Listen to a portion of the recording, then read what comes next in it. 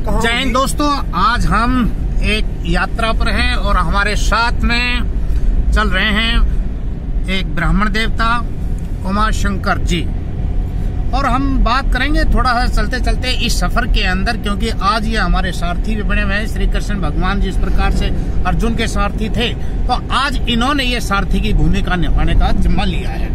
तो कुछ हम इनके अनुभव लेंगे।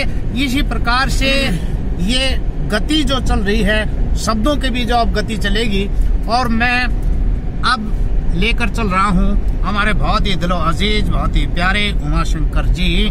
तो उमाशंकर जी, आप अपने जीवन के अनुभव चलते चलते बताइए। चलिए, अनुभव के विषय में अगर बात करें ना, तो परवाना जी अनुभव बचपन से आरंभ हुए, बहुत छोटी उम्र से सब कुछ आरंभ हुए, और सब कुछ नजदीक था, लेकिन बातें समझ में नहीं आ रही थी कि मेरे साथ विशेष तौर पर ऐसा क्या हो रहा है, क्यों हो रहा है। जीवन को बचपन से समझने की कोशिश करता रहा। 8वीं क्लास तक जाते जाते महाभारत, रामायण, गीता, शिव पुराण लगभग ये ग्रंथ 8वीं क्लास तक पढ़ चुका था। उसके बाद में जीवन बदल गया, पढ़ाई की वजह से स्थान छूट गया, संस्कार खत्म हो गए। दोबारा से फिर इन्हीं संस्कारों को जागृत होने का समय आया, तो उसके बाद एक यात्रा आरंभ हुई कि सत्य कैसे खोजा जाए, सत्य क्या है, जीवन का होने का कारण क्या है, हम कैसे पैदा हुए, और पैदा हुए हैं तो अब हमारा अंतिम लक्ष्य क्या है। सभी कहते थे कि भगवान अंतिम लक्ष्य है, उनको प्राप्त करना अंतिम लक्ष्य है, लेकिन हम निकले तो भगवान में से ही थे। जब उनमें से ही निकले हैं तो उन्हीं को प्राप्त करना अंतिम लक्ष्य था, तो फिर भगवान ने हमें निकाला क्यों। अब यहाँ पे प्रश्न ये खड़ा हो गया, और इसके जवाब के लिए बहुत साधु संतों के पास में घूमा, किंतु ये जवाब अपनी समझ में किसी से आया नहीं। हर कोई ये कहते थे कि सृष्टि का विलास रचा, इसलिए आप अलग हो गए और अब आप उन्हीं को दोबारा ढूंढो। ये उत्तर सेटिस्फाई नहीं करता था, संतुष्ट नहीं करता था, मार्ग ढूंढता था। अब सबसे बड़े प्रश्न जो मेरे सामने थे वो ये था कि मैं हूं कौन, और जब तक ये नहीं पता होगा कि मैं कौन हूं, तब तक ये नहीं पता हो सकता कि मुझे जाना कहां है। तो आप सुन रहे हैं, इंसान को उसके व्यक्तित्व को एक पहचान देने के लिए कि भी है इंसान, तू इस जगत में आया है, तो तेरे जीवन का लक्ष्य क्या है और तुझे करना क्या है। शायद इसी की खोज के अंदर ये सफर चल रहा है, और हमारे उमाशंकर जी इसी संदर्भ को लेकर के हमारे साथ में आगे बढ़ रहे हैं। हाँ जी, मैं लगभग 13-14 साल के आसपास था, तो हमारे घर में एक मृत्यु हुई। उस समय पंडित जी आए हुए थे, उन्होंने वहां पे गरुड़ पुराण सुनाया। अच्छा जी। तो गरुड़ पुराण के अंदर ये कहा गया कि जीव को बाद में ये कर्म करेगा तो फला नरक में जाना पड़ेगा, उस नरक में जाना पड़ेगा, ये सारी बातें उन्होंने बताई। उसके साथ साथ में उन्होंने गीता पाठ में ये भी कहा कि आत्मा अमर है, न पानी गलाता है, न अग्नि में जलता है। तो मैंने पंडित जी से प्रश्न किया, पंडित जी एक बात बताओ, मरने के बाद तो केवल आत्मा रह गई, फिर आत्मा कैसे कढ़ाई के तेल में डाली जाएगी, आत्मा को कैसे काटा जाएगा, आत्मा पे कैसे बिच्छू डंक मार देंगे। तो उन्होंने मुझे उस समय पे उस बात का जवाब नहीं दिया, किंतु वो प्रश्न मेरे दिमाग के अंदर बना रहा। अब इस प्रश्न को लेकर के घूमते घूमते मुझे जब 20 साल से ज्यादा हो गए, तो ये लॉकडाउन के समय पर मनन और चिंतन करने का जब समय मिला, तो ये सबसे पहला प्रश्न दिमाग में आया कि मैं हूं कौन, जिसे कि नरक और स्वर्ग की आवश्यकता पड़ती है, या ये केवल विचार हैं। तब ये बात समझ में आई कि दोस्तों, अभी हम जो है ना गोहाना के जो है क्षेत्र में प्रवेश कर चुके हैं, और अभी ये बात भी हमारी बहुत ही जल्दी आपके सामने सवालों का जवाब आएगा। हाँ, तो उमाशंकर जी, तो इस बात को ढूंढते ढूंढते मंथन किया, मनन किया, चिंतन किया, तो केवल एक बात समझ में आई कि हमें दो ही चीजें समझाई जाती हैं। हर कोई व्यक्ति दो ही चीजें समझाता है। हाँ जी।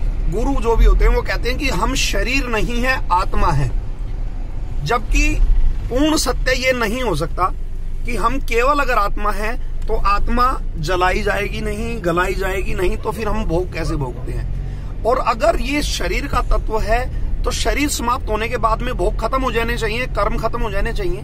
तो इसका मतलब इन दोनों के बीच में कोई चीज ऐसी है अलग जिसके बारे में हमें नहीं बताया जा रहा पूर्णतः कि वो क्या है और वो कैसे काम करती है। जैसे इस बात को समझिए आप कि हमें एक पंखा नजर आता है और हमें ये पता होता है कि हम बिजली जब आएगी तो पंखा रोटेट करेगा, चलेगा, हमें हवा लगेगी।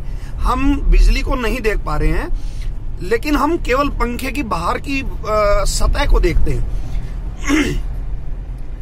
उस पंखे और बिजली के बीच में एक चीज और भी है, वो है उसकी मोटर जो उसे रोटेट करती है, जिसके विषय में नहीं बताया जाता। हमें सीधा ये कहा जाता पंखा बिजली से चलेगा, यही हमें कहा जाता है कि ये जीवन आत्मा से चल रहा है और ये शरीर आत्मा से चल रहा है। लेकिन शरीर और आत्मा के बीच में जो तीसरी चीज है, जो भोग रहा है, जो देख रहा है, जो कर रहा है, जो हर स्वर्ग और नरक की प्राप्ति कर रहा है, वो कौन है, उसके बारे में जानना नितांत आवश्यक है दोस्तों। जब तक उसके विषय में नहीं जानोगे तब तक आत्म तत्व को नहीं जान पाओगे। हमारे ज्योतिष के अंदर इसका बहुत सुंदर निर्णय दिया गया था, लेकिन उसके ऊपर कभी किसी ने ध्यान नहीं दिया। हम अपनी ज्योतिष के अंदर जब गुण मिलाते हैं तो वहां पर एक शब्द आता है योनि। वो योनि मिलाई जाती है, विपरीत योनि होने पर विवाह नहीं किया जाता। वो योनि हर जीव की वो योनि होती है जिस योनि में जाने के बाद वो जीव के अंदर अहंकार तत्व जागृत हुआ था, जहां से आत्मा से जीव का निर्माण हुआ और वो जीव जो अनंत यात्रा कर रहा है वो जीव ही भोगता है, ना आत्मा भोगती, ना शरीर भोगता। मित्रों, जानने की जरूरत ये है कि हम जीव हैं, आत्मा हमसे आकर मिलती है और शरीर पंच तत्व से बन करके तब ये तीनों चीजें मिलकर के सृष्टि का विलास होता है। केवल आत्मा और पंच तत्व से सृष्टि का विलास नहीं होता। जिस समय ये जान जाएंगे कि जीव बनते कैसे हैं, जीव के बनने का केवल एक ही कारण होता है, अहंकार तत्व। अहंकार जब आ जाता है कि मैं हूं, मेरा होना, ये एक तरह की ऊर्जा को जन्म देता है। वो ऊर्जा हमारी संकल्प शक्ति होती है। संकल्प शक्ति से एक, जिसे हम ओरा बोलते हैं, उस टाइप की एक संकल्प शक्ति से ऊर्जा उत्पन्न होती है जो जीव के रूप में परिणित होती जाती है। उसी में जन्म जन्मांतर के कर्म स्टोरेज होते हैं और केवल हमारे नहीं, जो हमारे चारों तरफ होते हैं उनका इम्पैक्ट भी उसी ऊर्जा में संग्रहित हो जाता है, जिससे कि हमारे भविष्य का निर्धारण होता है कि हम आने वाला जन्म कहाँ लेंगे, किस तरह के व्यक्तियों के बीच में लेंगे। ये सब कुछ ऊर्जा के क्षेत्र में, ऊर्जा के स्तर पर ही होता है। इसी से भूत प्रेत और अन्य योनियां बनती हैं। वो सब ऊर्जा का खेल है, नेगेटिव और पॉजिटिव ऊर्जा। हम आत्मा को बिल्कुल सर्वत्र मानते हैं, सर्वत्र है आत्मा, कोई स्थान ऐसा नहीं है जहां पर आत्मा ना हो।